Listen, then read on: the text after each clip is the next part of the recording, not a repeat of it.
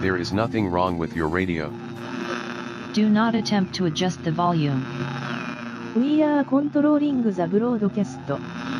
For the next hour we will control all that you hear. You are about to experience the knowledge and insights of the Media Mothership.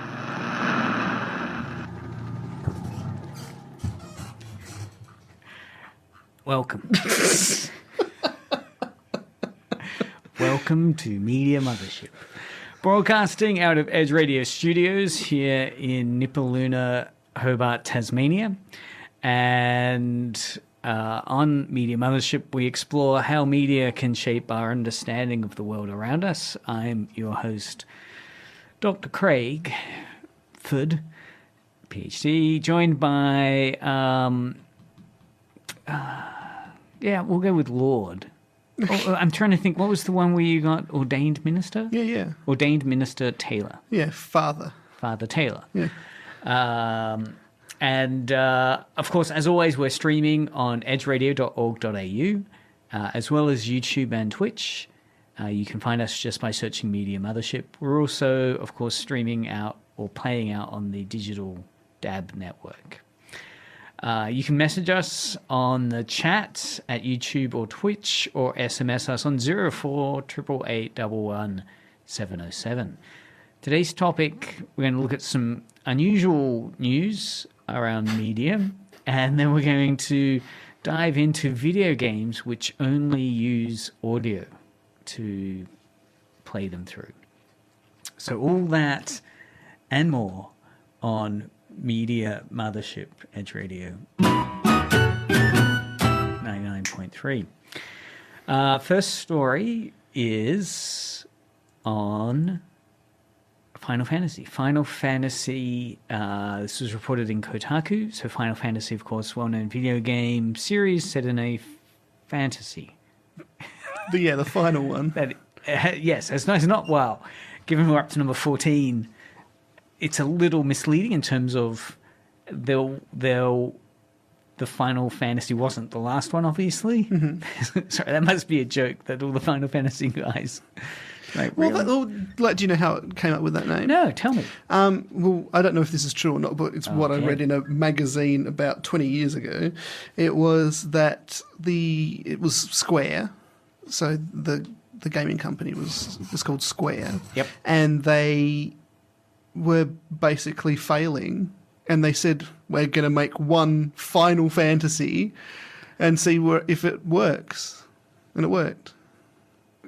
Really? So they did pitch it as, this is potentially the last piece of work that might occur before in this the company goes under. Yeah. And, again, it became prophetic, I guess, in a way that this Final Fantasy series was enormously successful.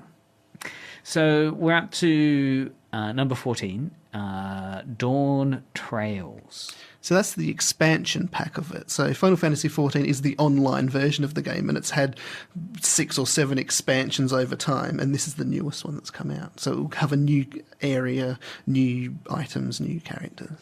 The reason this leapt out at me was that the reasonably well-known actor Rhys Darby is appearing in the advertising around it. Now, Rhys Darby, you might remember from Flight of the Conchords. Oh yeah, Flight of the Conchord, where he plays the New Zealand cultural ambassador or something in the States. Or if you're not familiar with New Zealand comedy, then probably people would know him from Jumanji. That's right. Yeah. Which one is it that he's in? Not the Robin Williams original. No. Jumanji Just the new versions, as sort of like the startup guy. Yeah. When you go into that Jumanji online game world, he pops in as the NPC. Host NPC, yeah. He's also in Our Flag Means Death. I've seen a few episodes of that, the pirate one with Blackbeard. So that jumped out at me because what they've set up here is a fake tourism website. I'm always interested in tourism and media where people, will travel to a real location. In fact, last week's episode was with Wendy and Nick from Edge Radio's Mental Connections and their own journeys to like Disneyland theme parks, as well as Cardiff to see Doctor Who set tour. Yeah. And they brought in their photo album of that. So it's well worth checking out. Their photo album? Well, we did put it on the camera a little bit, so do check that out on YouTube. In this case, though, it's the other way around, where you can't go to this world, the Final Fantasy world that this is depicting, but they've set it up as if it is a tourist location you can come visit. So it's, as you're saying, this is the download. So this is launching today, June 28th. Oh, wow. Warriors of Light, at least for those who've pre-ordered. So all of the people who are diehard fans and would want to know this information aren't listening to this program because they're already playing Potentially they took the day off work and they're exploring now the new world of Dawntrail in Final Fantasy XIV's latest expansion. So Dawntrail is set to be what they're saying is a summer vacation journey for players, which would be great from the Southern Hemisphere. Definitely. Definitely the summer vacation. Which is a sort of reward after completing a decades-long story with Endwalker. Do you know anything about a decades-long story with Endwalker?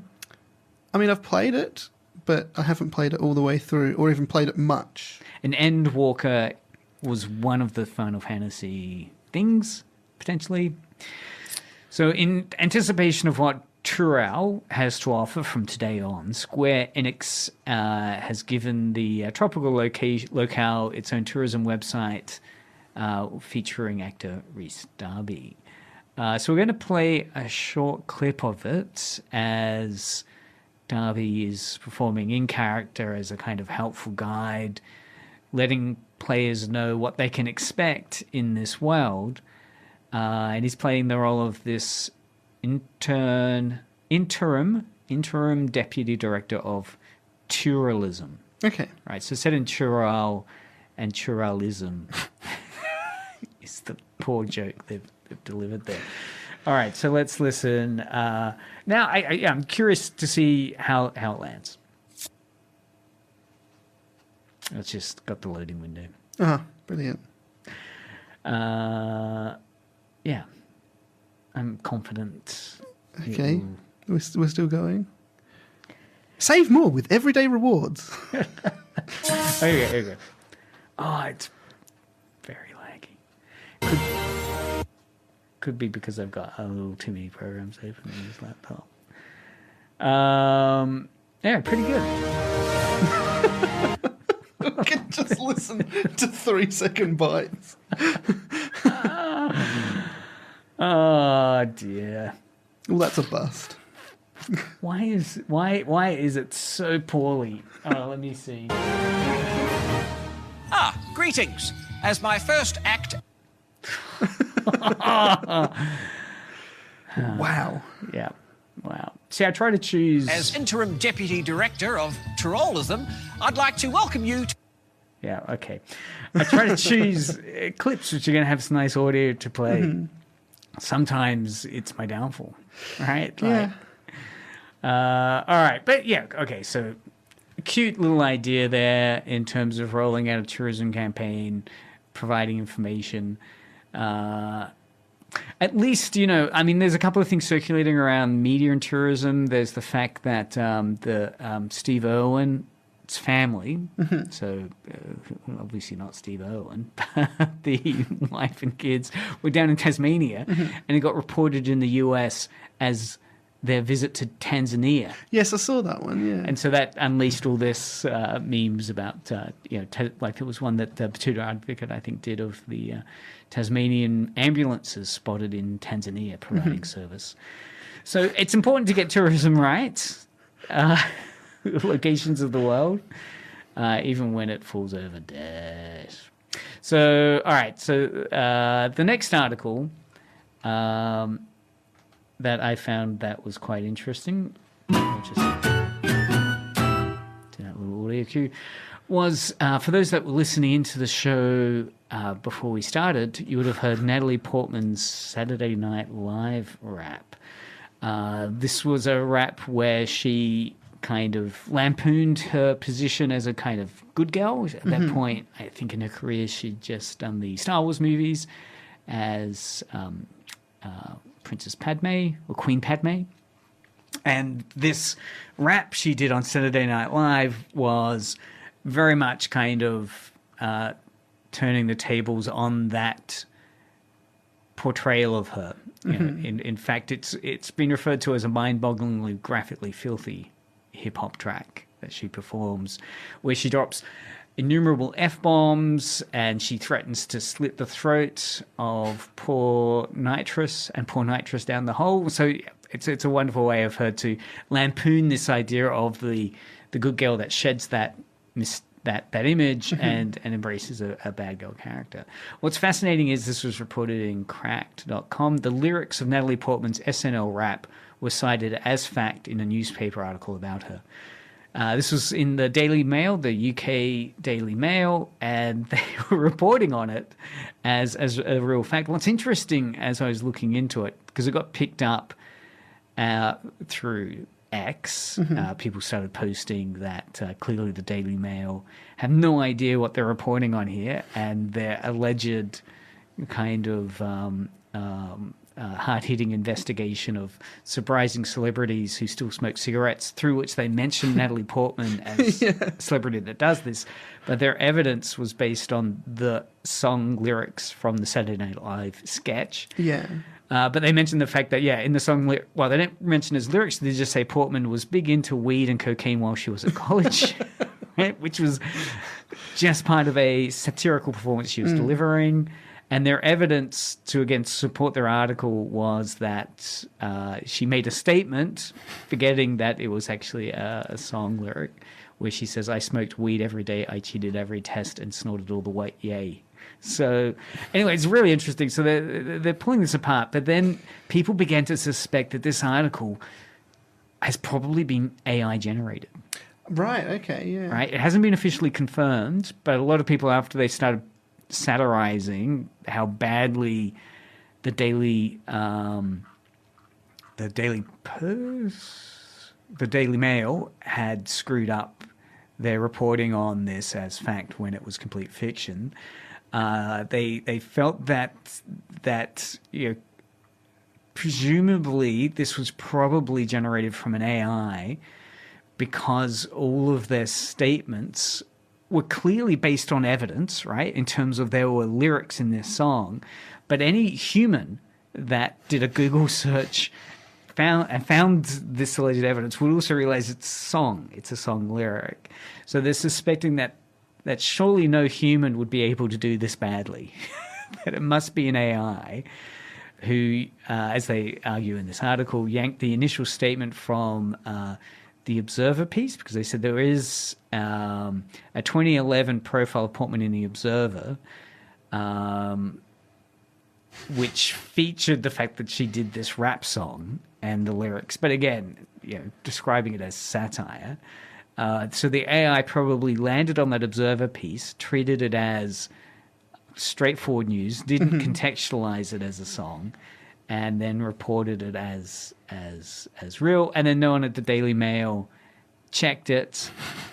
It's interesting though that initial laughter at Daily Mail for not knowing it's a satirical song, and then the kick in around, I wonder if this has just been even lazier than that, whether it's just been an AI generated article which they've polished to a minimal degree, and they've been busted potentially for that as well. So interesting. I mean, interesting in terms of the critique of journalism today, that not only is a paper here being critiqued for not fact-checking, but also potentially for making such an outrageously bad lack of fact-checking that the only other site it could possibly have come from was an article which contextualized it as satirical music, but an AI probably would have missed that fact.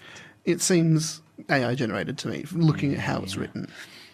So to move on to the next piece.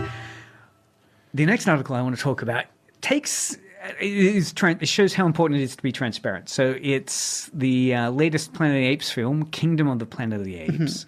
And this interested me. This is being reported in Polygon, and it's titled, Every Blu-ray Should Come with Kingdom of the Planet of the Apes' Best Special Feature. We deserve the pre-CGI version of every movie. What the article goes on to talk about is how this latest Kingdom of the Planet of the Apes movie is very visual effects heavy. That is, of course, you've got a lot of motion capture actors that are then being CG'd to look like gorillas and apes and monkeys. And it's, acclaimed level of CGI. But and as they point out in the article, there's only 2 human characters in it, so heavy CGI.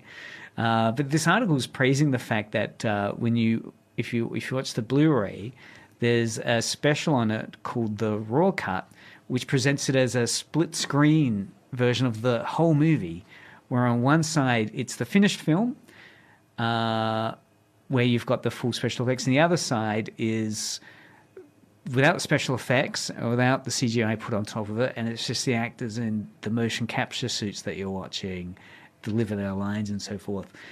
And it's really interesting unpacking of that. The guy's talking about how, at first it's kind of awkward seeing how fake it is and how let's pretend this is real is challenging.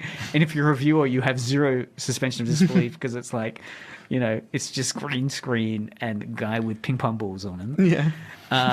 But he's actually saying it's fantastic because you do get that level of media literacy. You see how significant that computer technology is to transform this scene into a startling, arresting, realistic portrayal of apes. Yeah. Which would be a lot of fun.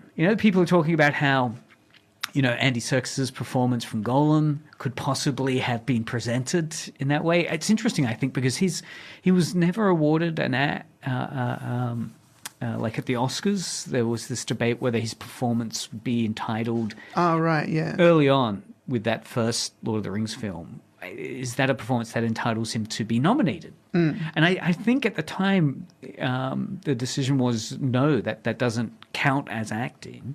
And since then, they've been able to either create a award category for actors performing through CGI, but I know there's been a change in that. But yeah, the raw cut again. It's interesting, those moments where it shows you how media gets created and how you can understand the material that's there. So, would you be interested in watching a movie that has the split screen? Especially one with Andy Serkis in it. Yes. Yeah. Because I'm thinking you could watch, the other films which get a lot of maybe eye-rolling about the use of CGI would be the Star Wars prequels, where those seem to detract from the storytelling in a way that it looks very difficult to perform in that environment. Yet it seems that, Serkis's involvement in films have been acclaimed for the fact that his performance and the way the director has been able to create those performances is really captivating. So it'd be fascinating. Well, next story, continuing the idea of movies. This is at the other end of movies where kind of presenting the movie is a failure. So this is from IGN.com. There's an article here, the title being Full Metal Jacket Artwork to be Restored on Prime Video after Matthew Modine Backlash. This is the Born to Kill phrase had no longer appeared on Private Joker's helmet in the thumbnail for the movie. So on Amazon Prime Video, it's one of those streaming services, and what I like about this is it's the actor that performed the role, which the helmet he wore in the movie ended up being one of the iconic elements to the movie poster, and it was used in this case, the thumbnail. Now, the initial movie, so it's performed by Matthew Modine. There's a quote here. He posted it up when he noticed it on Amazon. He posted up a quote on a message on X saying, "Who decided to remove Born to Kill.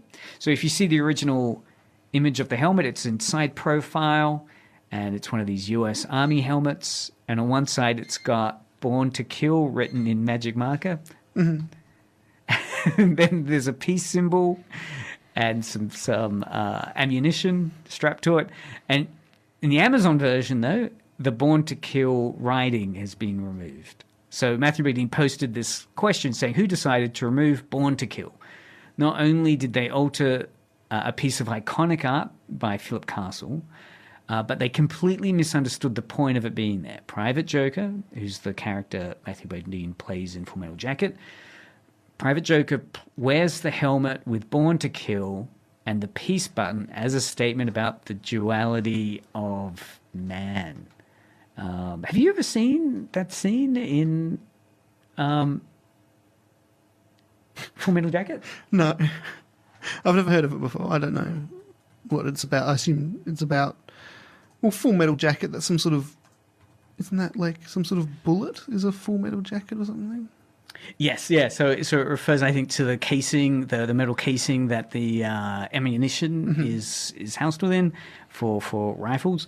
And so I'll play you the scene where Matthew Modine's character, Private Joker, is confronted by a captain or a major and asked to explain what he's got on his helmet. Okay. Born to Kill, sir. All right, You're right. Everybody turned up got shot. Some they buried alive. Right? Colonel? Marine, what is that button on your body armor? A peace symbol, sir. Where'd you get it? I don't remember, sir. What is that you've got written on your helmet? Born to Kill, sir. You write Born to Kill on your helmet and you wear a peace button. What's that supposed to be? Some kind of sick joke? No, sir. What is it supposed to mean? I don't know, sir. You don't know very much, do you? No, sir. You better get your head and your ass wired together or I will take a giant shit on you. Yes, sir. Now answer my question or you'll be standing tall before the man. I think I was trying to suggest something about the duality of man, sir. The what? The duality of man, the Jungian thing, sir. Whose side are you on, son? Our side, sir. Don't you love your country? Yes, sir. Then how about getting with the program? Why don't you jump on the team and come on in for the big win? Yes, sir. Son, all I've ever asked of my Marines is for them to obey my orders as they would the word of God. We are here to help the Vietnamese because inside every gook there is an American trying to get out. It's a hardball world, son. We've got to try to keep our heads until this peace craze blows over. Aye, aye, sir. Duality of man. It's a Jungian thing. So it's this critical part of the movie. It's considered one of the kind of classic quotes that came out of Full Metal Jacket. There's a number of them. And Is it a comedy? It sounds like a comedy. there are aspects of it which could be considered elements of black comedy, but it's quite an arresting, dramatic war film as well. It's by Stanley Kubrick, of course. So it Don't know who that is. really. Well, look, I've never played Final Fantasy, so I can't be too outraged. But yeah, Stanley Kubrick's considered an absolute genius as a filmmaker. 2001: Space Odyssey, Clockwork Orange, two of the most significant films, of course. Is he the angry American fellow? No, he's British. Oh, who's the angry American fellow? Because I don't Oliver like him. Stone? No, he's the one that does Django Unchained. Oh, Quentin Tarantino. Yeah, that's who I hate. Okay, so I might like this show. Film criticism here at its best. Media mothership. But yeah, so it's one of these fascinating own goals within advertising where I assume much like this kind of desire not to offend anyone, who knows why they would remove Born to Kill, potentially a kind of nervous, risk-averse reaction that Amazon had. But, you know, it also fails to recognize the type of artwork that goes in to create these images and poster art, and that it also kind of pisses off the fan base, right? So, of course, Amazon have since reversed this because of the huge outcry about the silliness and pettiness of removing it and the complete tone deafness of why that initial decision was made, that Yeah, it's very strange because given the amount of rubbish that there is on these shows, which they show in the little what's it called, the thumbnails, why they decided to remove that, which isn't particularly offensive, I guess. But you can tell from the picture that they have gone in and taken the original and purposefully edited the words out. Yes, crazy. So yes, that's our bit of media announcements. All right, now we're going to take risks. Oh dear. We're going to take big risks on the show. Wow. What I'm interested in trying to perform live on radio is dissection. A video game. No, nothing that's grisly. I've been thinking a lot about how to incorporate aspects of making media while we're doing Media Mothership. So in the past, we've done AI radio dramas where we've got scripts that we've worked with AI to create, like your infamous Harry Potter and the blooming pumpkins, the blowing pumpkins, something about pumpkins. And there was the Sherlock Holmes and Dr. Watson ones. It was Interview with AI. Screeching Pumpkins. You can check those episodes out. I'll put links to them if I can find them in the show notes.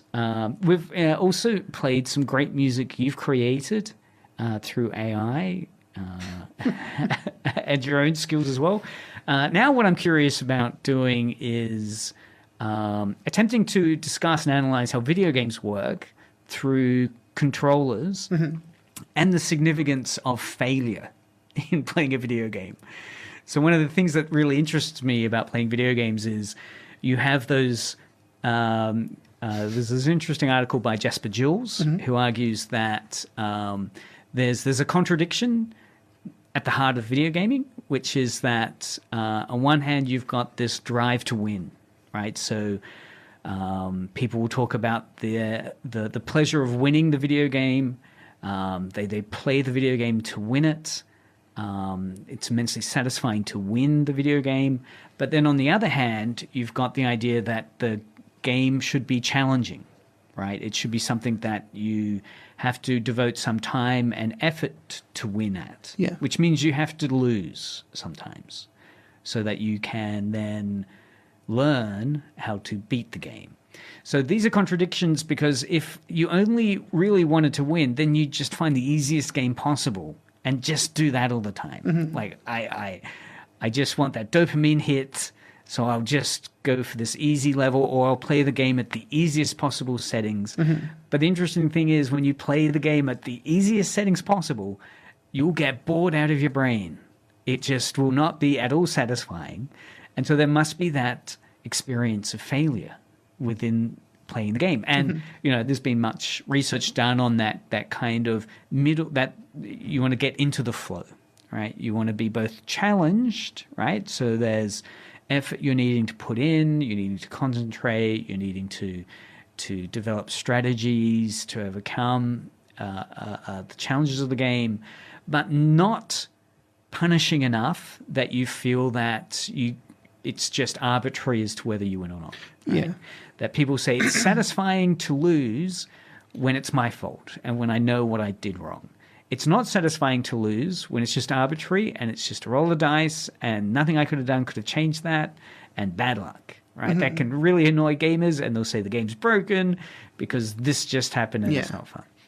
So with that in mind, I'm curious to see about how we can play one of these audio games. I've not played this one, so this is called A Blind Legend. Okay. So I looked for suggestions on what video games are out there which only use audio, right? So to do this on air at Edge Radio, I wanted to find a video game that could just be played through audio.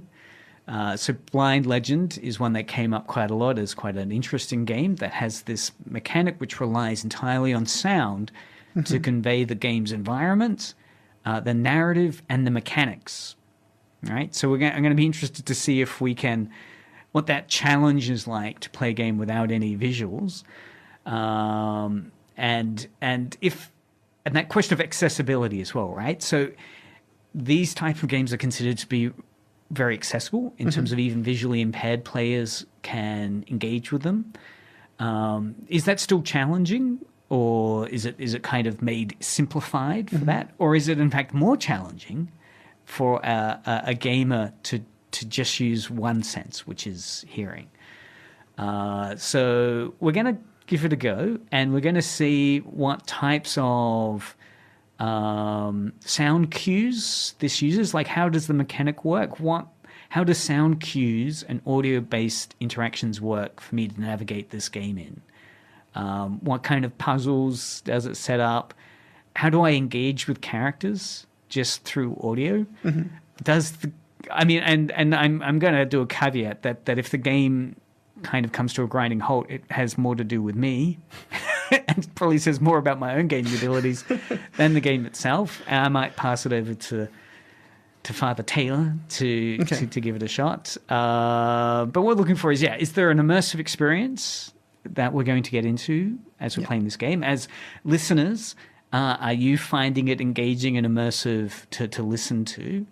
And the challenge here is that to best engage with Blind Legend, you... Blind Mirror, like Black Mirror.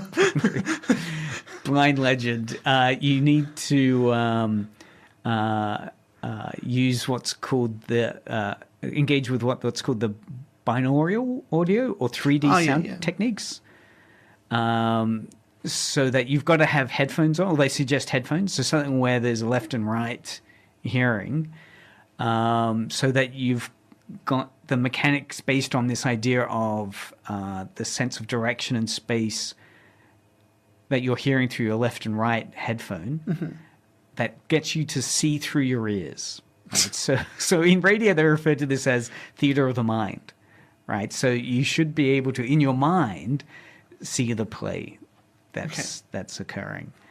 Because obviously there'll be a complete absence of any visual elements that are going to help us. It's just going to be the audio design that's going to get us to engage with the story and hopefully guide me as the player. So it's going to be interesting how an audio-only game such as this could be considered maybe more inclusive, because you don't need to see to be able to play it. There's not many types of games like this, unfortunately, but the hope is that there'll be games developed to offer more engagement to this wider audience. So we're going to try and look at it in terms of what type of interactivity and engagement's there. How is the experience mediated through vocal instructions only?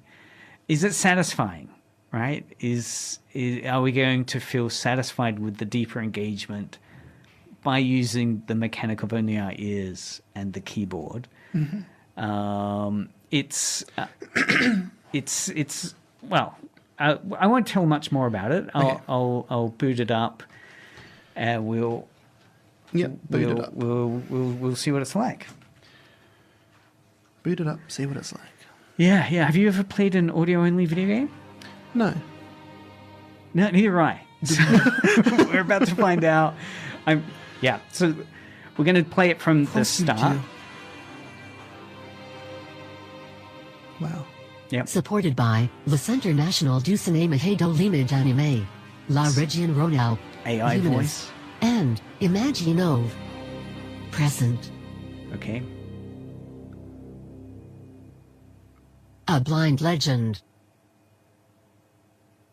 Okay. Loading. Oh. Yep. Welcome to A Blind Legend. Main menu. Continue a game. To go back to the main menu from the game, press Escape. Okay, I think we can just press Enter. Wow. Loading. Okay, loading. Okay, so we're in. Wow. What does it show on the screen? Just smoke. Oh. Where are we going, Father? We must cross the plain to reach the forest and enter into Thork's kingdom. Hurry up! The storm is close. Let's go. All right, so I think that's my daughter. Okay, so what I'm doing is I'm just pressing the up button and the move right button on the keyboard. Oh, okay. Yep. And we can hear sound effect. I like the sound effect of the storm. Yeah. And you can hear the daughter telling me what to do. So obviously I'm meant to walk close to where her voice is. Straight ahead. So I'm just going straight now. Turn right. So I'm just hitting behind me, so I'll go backwards. More to the right. Got to be close. Yeah. What do I move to the right a bit more. Okay.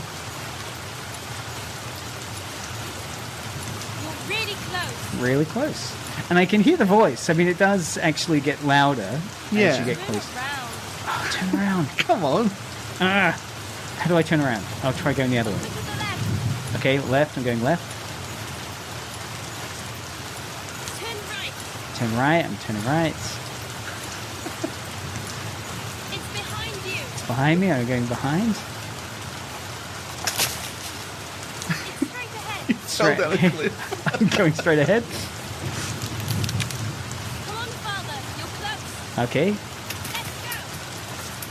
I think I can just keep my finger on the button. I don't know if it helps. Okay, right. Because I don't know if you meant to hit it more times.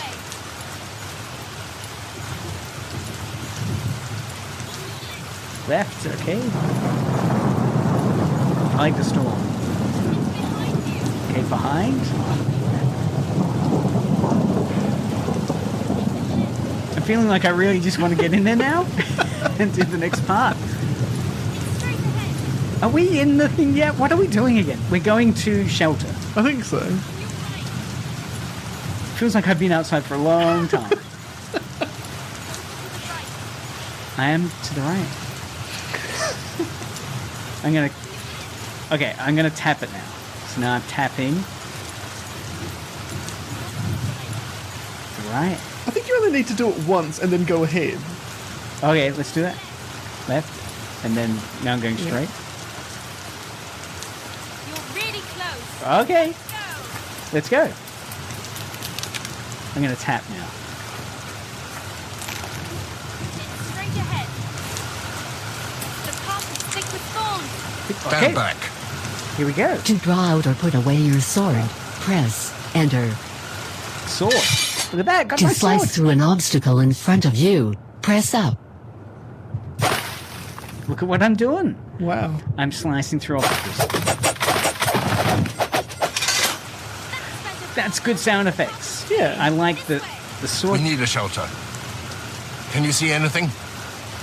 There, on the right, a cave. Okay. Well, you know, the sound effect design is pretty good. You're close. I'm just going to get to the cave. Behind you.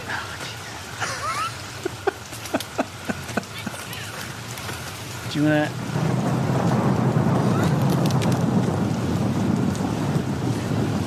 Okay, you want to try it for a sec? I'm getting I'm way pass too it over. frustrated doing this. Just try for a little bit. Okay. So, okay. Okay, there is just smoke on the screen. Yeah.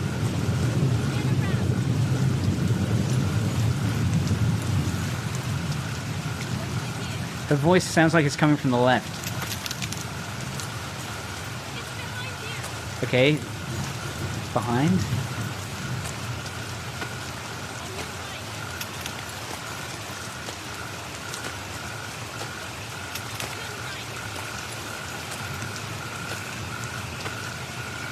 Over here. Let's go. Okay, now let's go. So I think... Are you keeping your finger on the button, or Yeah. are you... Straight ahead. Keeping it on. Oh, what's that? Wolf. Oh. Feels like you're walking really slowly. Over here. I know. Okay, we're in the cave. I hear an echo. Ah.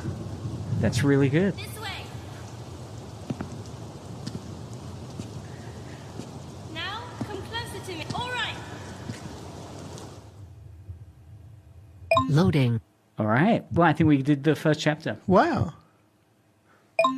Was that good radio? Well, I think so.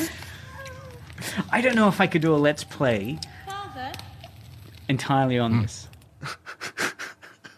Loading. Sorry, I'll just hit escape now. Welcome to A Blind Legend.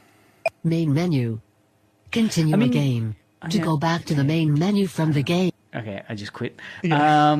I'm interested because, yeah, look, I mean, you sometimes I'll go onto YouTube and people will be doing a Let's Play, and I'll happily watch along with it. Yeah. It is challenging just doing it with audio and doing a Let's Play because it does feel like, you know, the audio has to do so much heavy lifting for it to be engaging and interesting.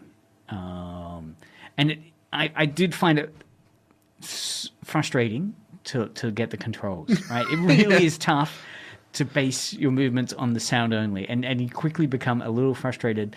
I'm sure after a while you'd get better at it. And it's the fact that you don't know when you turn, whether it's turning on a 4-point or an 8-point or a 16-point. Yeah, I was confused at the mechanics of the controller in terms of, am I meant to hold my finger down and does that keep turning, or do I do it once? And as you're saying, if I go left, am I turning left? So eventually I'll turn back to the front, or am I actually moving horizontally left? Yeah. So it was a little confusing. I mean, it seemed like we got the hang of it. We got to the cave. Yeah. So we might return to that. Feel free to message in if you want us to keep playing that. 10488 11707. I'll assume that no messages means yes.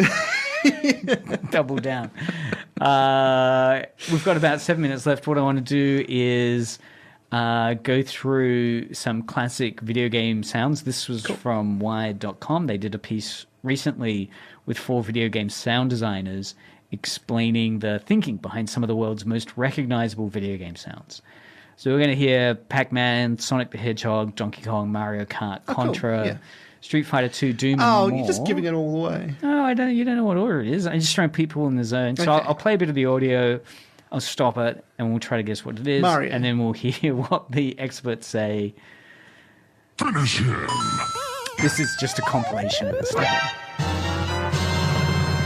Job's done. There we go. Pong. Yes, this is Pong. That kind of hearing is the very first. This is the very first video game, I think. Pong. Pong. It's the first video game. In those days, the programmers created the sounds. I think they wanted to create an audience and cheers, and at the end they were just left with a tone. Definitely limited to the waveforms they could make. They didn't have samples. So they had a chip that made sounds. They could only get up to a certain pitch because that took some horsepower away from the rest of the game. People have probably heard that sound tens of thousands of times, and it's one little tone. Amazing. Space Invaders. Oh, really good, yeah. And you hear how it's getting louder? Amazing. So start soft, slow. Going into cardiac arrest. It starts creating tension. You've saw it in a bunch of games. You're about to run out of time. So what do? They make the music play back faster. That's one of the tricks. Change rhythm to change speed. That sound increasing in frequency. He timed that to the human heartbeat. It's around 60 beats per minute, something like that. So it's really interesting, Space Invaders, that as we know, it's that horizontal scrolling alien spaceships above you. You're in a rocket ship down the bottom or a gun down the bottom, and you're firing between these little kind of cover positions to hopefully wipe out the space invaders, the aliens. But as they get closer to you, their speed increases. Not only the speed, but of course the sound effect. So it's so interesting to hear that he based it on the heartbeat to begin with. I guess it's just like dun, dun, boom, boom, boom, boom, boom, boom, boom, boom, and then increases so that... As that sound got quicker, his or her heart rate was being affected as well. That was probably the first time a bit of psychoacoustics was finding its way into game design. Psychoacoustics. I love that. And that was Pac-Man. God damn, you're good. Yeah. How did you ever just miss 7 of it? I was going to say we should do psychoacoustics, right? If we can get one of those AI music makers and you can put prompts in, psychoacoustics is a key term. All right, so a back bit into of psychoacoustics was finding its way into game design.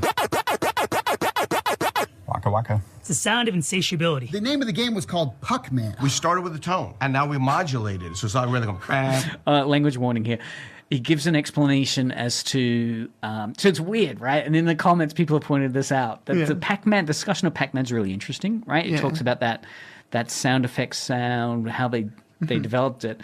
One of the 4 experts spends all the time talking about how the original name from Japan was Paku-man, P-U-C-K man, or P-U-K man, P-U-C man. Anyway, and inevitably it led to teenagers. Yeah. So language warning here as he explains that joke. Yeah. When they brought that over to the United States, teenagers at the time thought it would be funny if they kind of blocked out the curvature of the P. As the Pac-Man's biting, the sound mimicked that so closely. Fuck man. In the day, you can hear it in a restaurant, a bar, and you know exactly what it was. And so they changed it from Puckman to Pac-Man. What do you reckon? It's familiar. I can't think of what it is. To Pac-Man. They wanted to create a certain amount of Donkey Kong. Okay, yeah. Motion with Donkey Kong. There's this almost I'd never played that one before. harkening That's why I didn't know to the way that cartoon sounds behave. So it's a little bit of Carl Stalling, the composers to all the Bugs Bunny. Flintstones. Off. That's all woodblocks. And he used. So it's interesting how they're explaining that Donkey Kong sound as evoking cartoon sounds from the 50s, right? Or 60s.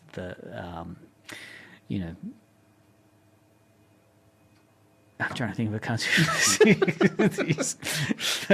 Bugs Bunny. Yeah. Flintstone stuff, yeah. Orchestras, because sound effects weren't there.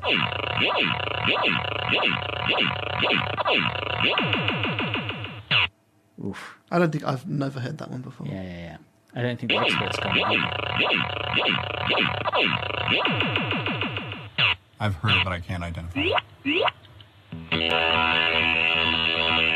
Oh, that. Okay. Defender. Defender. It sounds like a kind of synth vibe, right? You could sample Probably that. had the most complex sounds to that point. I want to say, like on the NES, the actual RAM was like 128K or something like that. One of those things where they embraced the limitations that they had. The easiest waveform that will come out of this process would be a square wave, but as you change what would be called the duty cycle, that is making it more like a rectangle that's, up more than it's down or down more than it's up, that changes the timbre both when it's static like that or when it's moving over time. That's when it gets very interesting. It's almost like... Oof. Do you get that one? Or when it's moving over time, that's when it gets very interesting. It's almost... Sonic? It's not the or when it's moving which over most time, Tetris. that's when it gets very interesting. This is meant to be Tetris. It's almost like a planned demolition. But there's also a bit of what we call party at the beginning of it. There's the... The Game Boy had 4 channels of audio. It was even limited compared to the bigger consoles. 3 of them were they're called PSG sounds, like a bleep or a bloop. But again, they had an oscillator, maybe it could do FM, it could do a little bit of modulation. The 4th channel was what's called white noise. So that was just like a, if you made it really low, sounded like an explosion. Using modulation. Have you ever heard that? No. Duck Hunt. Leading synthesizer. Wow. It almost has a laughing quality. Putting a little pitch shift in there to kind of replicate. It's kind of fun when games tease you. Is that the best you can do? It was something that was crafted with the express intention to make you want to shoot that dog, unfortunately. And Interesting, that kind of... They're saying evokes laughter, that kind of... You were unloading as much as you could. Mario. Yes.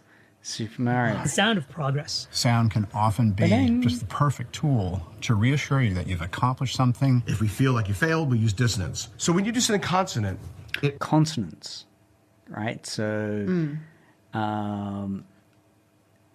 simultaneous and successive sounds associated with sweetness, pleasantness, and acceptability, the opposite of dissonance. Consonants. actually has sympathetic vibrations. You kind of start low and go high. It's the psychology of giving you that ba-dum. This is a Also Mario. Also Mario. Yeah, a bit of a trick question. You should do hard quiz or something. Classic video games. transition sound. It's not as much iconic, but it serves the purpose from transitioning going down the pipes. Covers up the fact that, hey, they're loading out a bunch of stuff in the back and then they're loading in a bunch of stuff in front of you or underneath you. Because that's a transition sound, right? And as you're saying, at one level, it's simply distracting you from the fact that the software, hardware has to do a little bit of thinking to get the next level loaded. Yeah. So the sound nicely covers that.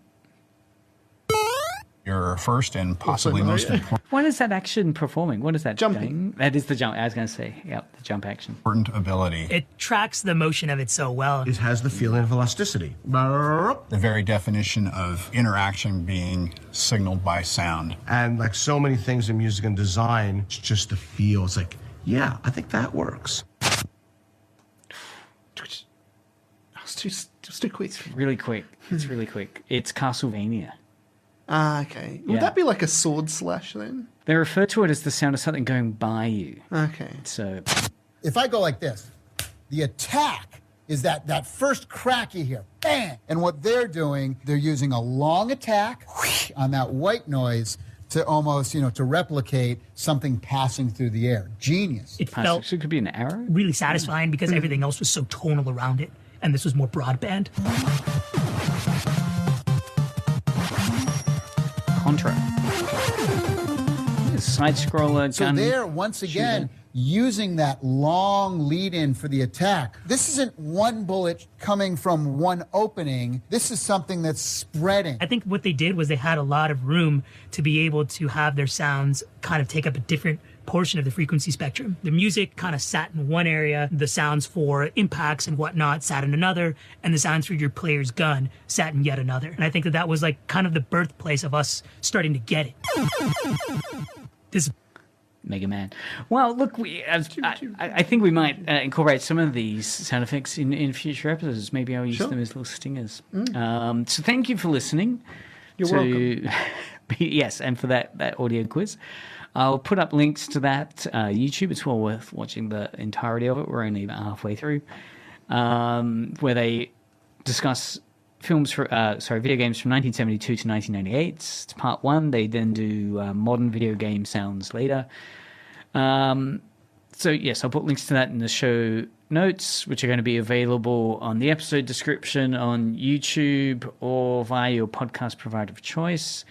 Next week, Marcus will be joining us to deep dive into I think we're near the end of the list of WrestleMania. Yes, top yes. 10 WrestleManias. So I think we're in the top 4 at the moment.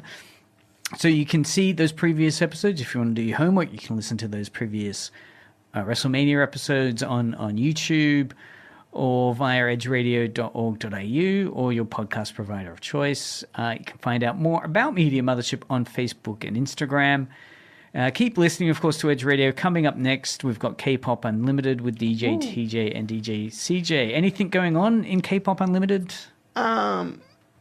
Burning. Fire. Oh, okay. You were asking me Yeah. for words. Burning fire. Because it is cold, so Yeah. wonderful to have that burning fire vibe on the airwaves from 5 o'clock. Thanks again for listening. This has been Media Mothership.